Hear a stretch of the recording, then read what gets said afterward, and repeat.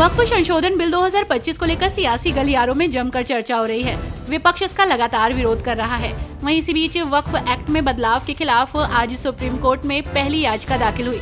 कांग्रेस सांसद मोहम्मद जावेद ने वक्फ संशोधन बिल 2025 को चुनौती दी है। इसे लेकर याचिकाकर्ता मोहम्मद जावेद ने कानून को मौलिक अधिकारों और धार्मिक अधिकारों के खिलाफ बताया है। सावरकर पर कथित अपमानजनक टिप्पणी किए जाने के मामले में कांग्रेस नेता राहुल गांधी को बड़ा झटका लगा है। दरअसल इलाहाबाद हाईकोर्ट ने इस मामले में कांग्रेस के सांसद और लोकसभा में नेता प्रतिपक्ष राहुल गांधी को राहत देने से इनकार कर दिया है। जानकारी के मुताबिक राहुल गांधी ने याचिका दाखिल करते हुए निचली अदालत के उस आदेश को चुनौती दी थी जिसमें उनको समन जारी कर जुर्माना लगाया गया था।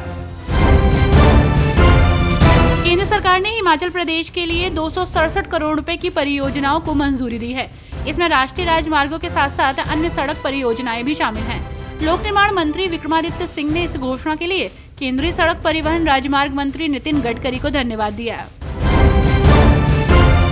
सुप्रीम कोर्ट द्वारा बंगाल के स्कूलों में एसएससी द्वारा 25,000 से अधिक कर्मचारियों की नियुक्ति रद्द करने के कलकत्ता हाईकोर्ट के आदेश को बरकरार रखने पर भाजपा सांसद संबित पात्रा ने सीएम ममता बनर्जी पर तीखा हमला बोला। उन्होंने कहा, कुछ दिन पहले ममता बनर्जी ऑक्सफोर्ड गई और कहा कि वो एक शेरनी है। कोई भी शेरनी कभी भ्रष्टाचार में शामिल नहीं होती। आरजेडी नेता मृत्युंजय तिवारी ने बिहार के सीएम नीतीश कुमार पर वक्फ संशोधन विधेयक के मुद्दे पर हमला करते हुए कहा कि केंद्र सरकार ने संख्या बल के आधार पर बिल पास कर लिया, लेकिन विपक्ष ने इसका मजबूत विरोध किया। उन्होंने कहा, नीतीश कुमार अब पूरी तरह से आरएसएस और बीजेपी के साथ हो गए हैं। जो धर्मनिरपेक्षता की बात करते हैं वो वही इसे नष्ट कर रहे हैं। जेडीयू अब बीजेपी की एक शाखा बन चुकी है। हरियाणा सरकार ने कचरा संग्रहण शुल्क लगाकर लोगों पर एक और बोझ डाल दिया। कांग्रेस सांसद कुमारी शैलजा ने इस फैसले की आलोचना की है और कहा है कि सरकार लगातार लोगों की जेब काटने में लगी है। पहले टोल टैक्स और बिजली दरों में वृद्धि की गई और अब कचरा संग्रहण शुल्क लगाया जा रहा है। इससे लोगों का बजट बिगड़ जाएगा और उन्हें आर्थिक परेशानियों का सामना करना पड़ेगा।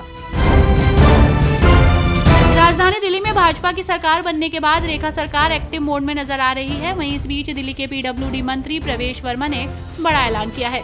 सोनिया विहार में 6 किलोमीटर लंबे एलिवेटेड रोड का निर्माण किया जाएगा। राजधानी में यातायात में सुधार के लिए प्रवेश वर्मा ने इस बड़े इंफ्रास्ट्रक्चर प्रोजेक्ट की घोषणा की।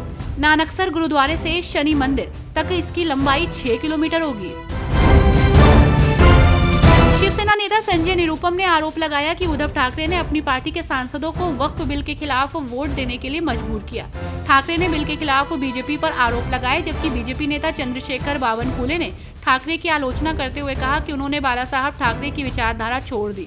निरुपम ने ठाकरे को मुस्लिम हृदय सम्राट कहकर संबोधित किया। भाजपा सांसद कंगना रनौत ने भारतीय अभिनेता और फिल्म निर्देशक मनोज कुमार के निधन पर कहा, मनोज कुमार जी एक दिग्गज अभिनेता थे।